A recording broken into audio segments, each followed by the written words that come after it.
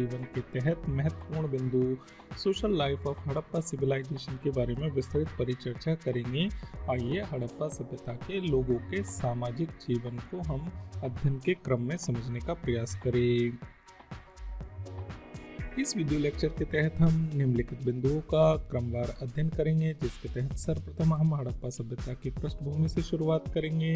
फिर हड़प्पा सभ्यता के सामाजिक जीवन के अंग के रूप में हम निम्नलिखित तत्वों को समझेंगे कि वो किस तरह का भोजन करते थे, उनके वस्त्रों को किस तरह की श्रेणी में रखा जा सकता है और आभूषण के तहत वे किन्हें एक साज श्रृंगार के रूप में अपने जीवन में उपयोग करते थे। इसी प्रकार समाज के अंदर स्त्रियों की दशा क्या थी, क्या मनोरंजन के साधनों के रूप में वह विभिन्न प्रकार के खेल कूदों से लेकर नाच गान और संगीत आदि का प्रयोग करते थे। साथ ही हम ये देखेंगे कि जीवन के अंत की वे प्रक्रिया को किस तरीके से अपने सामाजिक जीवन में मानकर चलते थे, अर्थात अंत्येष्टि संस्कार को किस प्रकार हड़प्पा सभ्यता में सामाजिक जीवन में स्वीकार किया गया था। आइए एक एक करके हड़प्पा सभ्यता के सामाजिक जीवन और उसके विभिन्न अवयवों के बारे में विस्तृत परिचर्चा की शुरुआत करते हैं।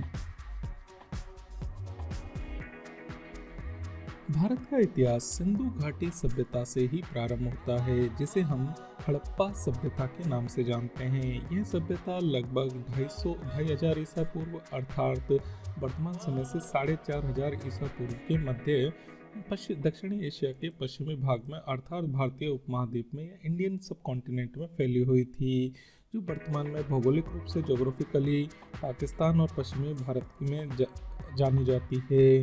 सिंधु घाटी सभ्यता मिस्र, मेसोपोटामिया, भारत व चीन की सबसे प्राचीन 4 सभ्यताओं में से सर्वाधिक नगरीय उन्नत सभ्यता थी। 1920 में आर्कियोलॉजिकल सर्वे ऑफ इंडिया के द्वारा सिंधु घाटी सभ्यता के उत्खनन से प्राप्त अवशेषों से 2 बड़े नगर प्राप्त हुए, जिनमें एक का नाम हड़प्पा तथा दूसरे का नाम मोहनजोदाड़ो था। भारतीय पुरातत्व विभाग के director general sir John Marshall के द्वारा सन 1924 में सिंधु घाटी सभ्यता को एक नई सभ्यता के रूप में विधिवत रूप से घोषित किया गया था। आइए पृष्ठभूमि के बाद अब हम सीधे चलते हैं सिंधु घाटी सभ्यता या हड़प्पा सभ्यता के सामाजिक जीवन के विभिन्न तत्वों के बारे में परिचर्चा के रूप में हम शुरुआत करते हैं। और वस्तुतः हम यहाँ पर यह भी मान रहे हैं कि सिंधु घाटी सभ्यता या हड़प्पा सभ्यता के बारे में हमारी जानकारी सीमित है और केवल हमारी जानकारी पुरातत्व में मिली हुई विभिन्न प्रकार की वस्तुओं तथा विभिन्न प्रकार के तत्वों की खुदाई में मिले सामग्री के आधार पर ही हम कह सकते हैं कि वे इन वस्तुओं का प्रयोग कर सकते हैं या किया होगा। हम केवल उसके बारे में एक अनुमान व्यक्त करते हैं, हालांकि यह अनुमान पर्याप्त रूप से तार्किक लॉजिक के आधार पर रखा गया है। सर्वप्रथम हम देखते हैं कि हड़प्पा वासियों का भोजन क्या था। यहाँ के निवासियों के भोजन में मुख्य रूप से गेहूँ, चावल, जौ, फल, दूध, घी, साग सब्जी आदि थे। इसके अलावा वे सुअर और भेड़ का मांस भी खाते थे, मछली और अंडों का भी प्रयोग करते थे। घरों में अन्न रखने के लिए धान्य भंडार अर्थात अन्न के कोठार मिले हैं, जिससे अनुमान लगता है कि उस दिनों में अनाज की कमी नहीं थी, लेकिन लोग आने वाले साल के हिसाब से अपने घर के अंदर ही अन्न को इकट्ठा करके रखते थे ताकि किसी भी प्रकार के संकट का सामना किया जा सके। क्योंकि खजूर के केवल बीज प्राप्त हुए हैं, इससे स्पष्ट है कि वे लोग इस फल का प्रयोग भी करते थे। वस्त्रों के रूप में जब हम ध्यान देते हैं तो सिंधु वासियों के कपड़ों का ज्ञान था। वे सूती और ऊनी दोनों प्रकार के वस्त्रों को भलीभांति जानते थे। विभिन्न प्रकार की पुरातत्व वस्तुओं की खुदाई में मिली मूर्तियां और उनके वस्त्रों के ज्ञान की पुष्टि करते हैं। विभिन्न प्रकार की मूर्तियों के ऊपर जो कपड़े रूपी आवरण के रूप में, सलवटों के रूप में पत्थरों की परत को लगा रखा है, उससे हम कह सकते हैं कि उन्हें वस्त्र क्या ज्ञान था। खुदाई में मिले तकवे व तकली से भी पुष्टि होती है कि वस्त्र को काटने और बुनाई करने जैसी कलाओं से हड़प्पा सभ्यता के लोग नागरिक परिचित थे। इसके अलावा मोहनजोदाड़ो की एक रजत पात्र से, एक चांदी के कलश से एक छोटा सा कपड़े का टुकड़ा मिला है, जो हमें कह सकते हैं कि उस काल में वस्त्र के बारे में सिंधु वासियों को सूचनाएं थी। आभूषण के रूप में जब हम देखते हैं कि सामाजिक जीवन में लोगों के जीवन में आभूषण की क्या भूमिका थी, तो इस काल के लोगों को आभूषण का बहुत अधिक शौक था। स्त्री और पुरुष दोनों ही आभूषण पहनते थे। अमीर लोगों के आभूषण सोने, चांदी और हाथी दांतों के बने होते थे, जबकि सामान्य पृष्ठभूमि या गरीब पृष्ठभूमि के लोगों के आभूषणों में मुख्य रूप से पकी हुई मिट्टी तथा हड्डियों और तांबे के बने हुए आभूषण थे। इस आधार पर कह सकते हैं कि समाज वर्ग विभाजित हो चुका था। समाज के अंदर वर्ग थे और वर्ग का आधार धन था, अर्थात धन या आर्थिक आधार के आधार पर समाज अलग अलग तबकों में बटा हुआ था, जिसे हम निम्न मध्यम वर्ग या उच्च वर्ग के रूप में आज जानते हैं। उस तरह की वर्ग भिन्नता तत्कालिक समाज में भी थी और इसे हम हड़प्पा सभ्यता के अंतर्गत सामाजिक जीवन में देख सकते हैं। अब नए बिंदु के तहत परिचर्चा करते हैं कि हड़प्पा संस्कृति में स्त्रियों की क्या दशा थी। समाज में स्त्रियों को निश्चित रूप से सम्मान प्राप्त था और सामाजिक तथा धार्मिक उत्सवों में स्त्री पुरुष दोनों को समान रूप से भागीदारी लेने का अवसर मिलता था। उस समय की स्त्रियों का मुख्य कार्य घर पर घरेलू कार्यों को देखना तथा बच्चों की परवरिश करना होता था। वे घर में बैठे बैठे सूत भी काता करती थी और पर्दा प्रथा या जैसी प्रथा जो प्राचीन काल के भारत में बाद में आ जाती है, वे इस काल में नहीं थी। वस्तुतः हम कह सकते हैं कि हड़प्पा सभ्यता या संस्कृति के नागरिकों का जीवन मातृत्व तत्व समाज से प्रधान था, क्योंकि विभिन्न प्रकार के धार्मिक तत्वों से ये जानकारी मिलती है कि यह समाज मातृ देवी की आराधना करता है। अब देखते हैं कि सामाजिक जीवन में किस तरीके से हड़प्पा के नागरिक मनोरंजन को अपने जीवन में महत्वपूर्ण भूमिका के रूप में लेते थे। सिंधुवासी मनोरंजन के महत्व को भलीभांति जानते थे और खुदाई में मिली विभिन्न प्रकार की छोटी छोटी वस्तुएं खिलौने इस बात की पुष्टि करते हैं कि वे बच्चों के मनोरंजन के लिए खिलौनों का प्रयोग करते थे। उत्सव और मेलों से भी मनोरंजन किया करते थे। चित्रकारी से भी मनोरंजन किया जाता था। घरेलू एवं बाहर के खेलों को भी मनोरंजन के साधन के रूप में प्रयोग किया जाता था।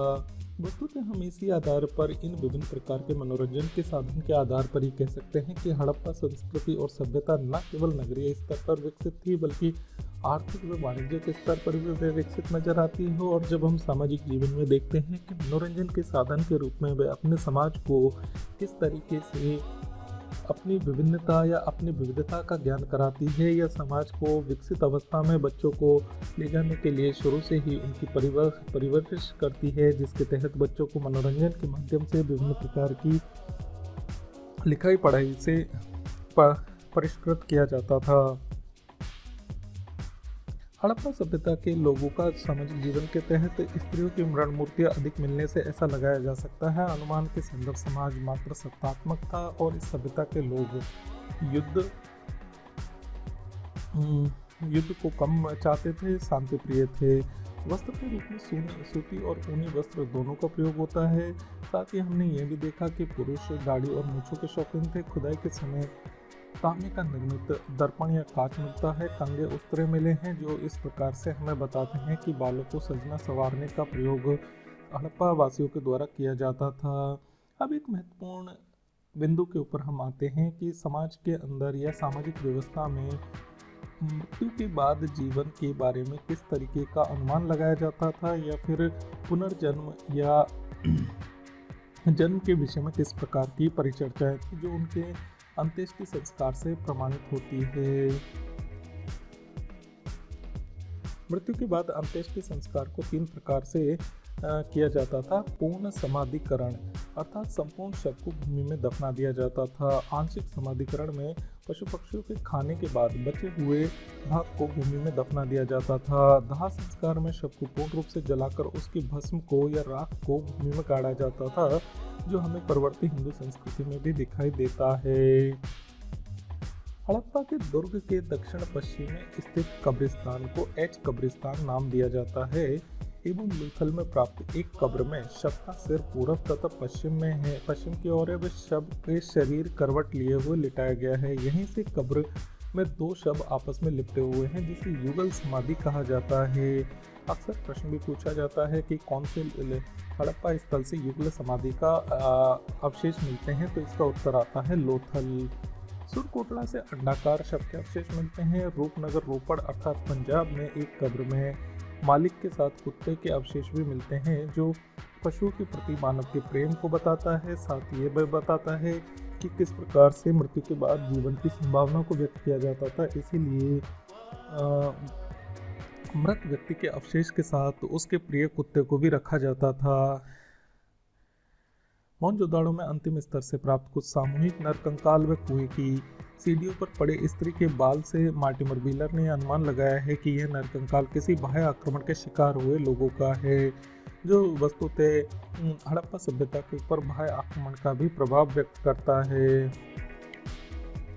अमेरिका के प्रसिद्ध पुराविद जॉर्ज एफ वेल्स के इससे सहमत नहीं है। उनका कहना है कि यह नरकंकाल सिंधु सभ्यता के परवर्ती चरण से है, किंतु अंतिम चरण से संबंधित नहीं है। अमेरिका के ही यूआर कैनेडी ने इन नरकंकालों का अध्ययन करके यह निष्कर्ष निकाला कि इनमें एक व्यक्ति की मृत्यु चोट के कारण तथा शेष की महामारी के कारण हुई थी। ऐसी स्थिति में बर्बर आक्रमण की बात तो उचित नहीं दिखती कि किसी भी प्रकार के विदेशी आक्रमण से इस नगर का पतन हुआ। वस्तुतः हड़प्पा सभ्यता की व्याख्या अलग अलग विद्वानों के द्वारा अलग अलग प्रकार से की गई है। इसी प्रकार मतों में या राय में या ओपिनियन में हमें भिन्नता दिखाई देती है।